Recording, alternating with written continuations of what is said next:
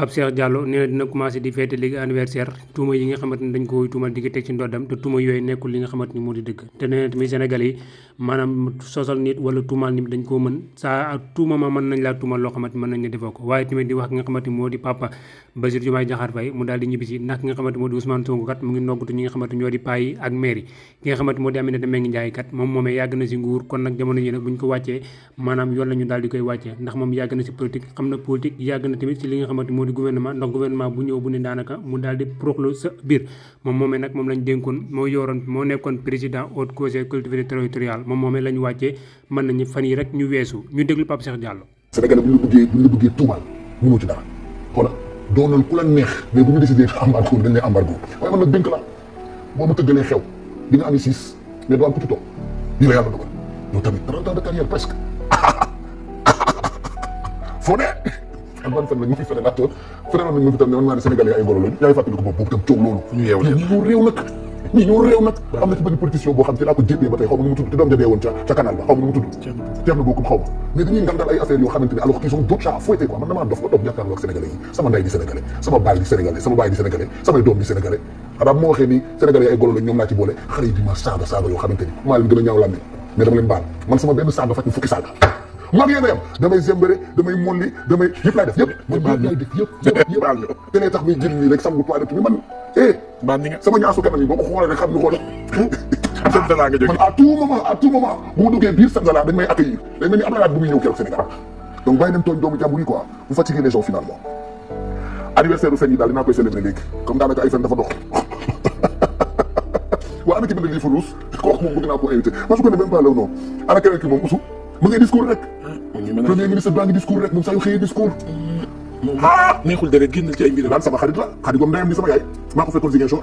on a des amis en commun may mun a ji nii sama jigéen la kenn damaa ëppale ci Ousmane Sonko barki borom Tuubaa kenn ëppale moo ci Ousmane Sonko man nii rek laa toogee nii ku ñëw man léewu laa faral nii laa toogee nii gis ngeen nii ma toogee nii du ma ci jóg kenn damaa ëppale ci Ousmane njiitu réew mi moom fu mu dem nekk na ñëw Ousmane mu ngi nongatu ñii njiitu réew mi ngi jàpp ci noonu ma nga toog fee di sa ñaay dëkk ñëw nag na papa ñibbisi na papa ñibbisi nag usu nongatu paa yi rek usu la paa yi ak maire yi usu bët bu rusul toj usu bët bu rusul toj usu bébé bët bu rusul toj et puis il est très charismatique man genre président yi laa bëgg gis nga président yu mel ni man Poutine laa koy xoolee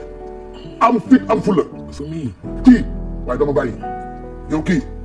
mais président bu ñëwul kii mu ngi rey paa yi de paa yi ak Aminata dégg naa wàcce nañ ko Aminata Senghor ba tey mu ngi fi moom it gis ngeen wax ji dañ ko wax te dee Aminata sama yaay la moom dox sax mënu ko nit ku baax la nag dafa yàgg ci nguur yàgg ci njiit donc ñu ngi koy ñaanal gudd fan ak wér gu yaram c'est mon amour mais yaay nag quand même dana ca yàgg man noppal yaay sama bañ xam naa dañ ko teggil yenn yi sax ouf de soulagement parce que la connaissance su la exal daanaka tabaski fabot mi ci Dagana moom am na yenn yoo xamante ni sax attanatu ko mais yàlla na yàlla guddal fanam te may ko wér en tout cas Sénégal benn bopp la kenn mënu koo xam ñaar mu ngi nii elle a beaucoup de charisme moom itam nekk borom xam-xam waaye xam lan mooy gouvernement xam lan mooy politique ndax daf cee yàgg véritable socialiste Adja Aminata Mbengue Ndiaye walaay jigéen bu Gaston tabaski fabot mi ci Dagana waaye gis nga président bi bu ñëwul usu ñu nongatu bàyyi mairie rek usu lakkal ni ay usu nag xoola jëlee na benn jour na nga ni tey moom journée non stress usu def na journée mondiale de non stress wala national nga jël benn journée boo xam ne xoola comme ni ñu defee set setal yi parce que nag yaa fi indiwaat set setal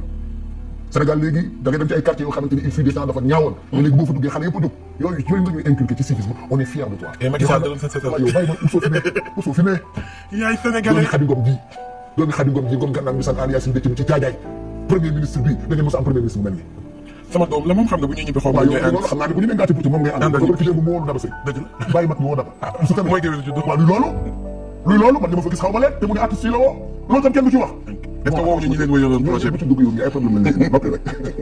kenn ëppale moo ci Ousmane Sonko Kawal Sylla mu ne nee na wat pour lan may sénégalais Oussou di suñu premier ministre luy loolu waaye gis nga président bi bu ñu gisul Oussou dina jël yeneen décision ñu bette xam naa yow à tout moment dinañ la woon ne la sa compte ñaata fa ne xam naa ne 6500 fa ne mais mën nañu ko bloquer à tout moment fi mu ne nii moom ku yebbu rek réglé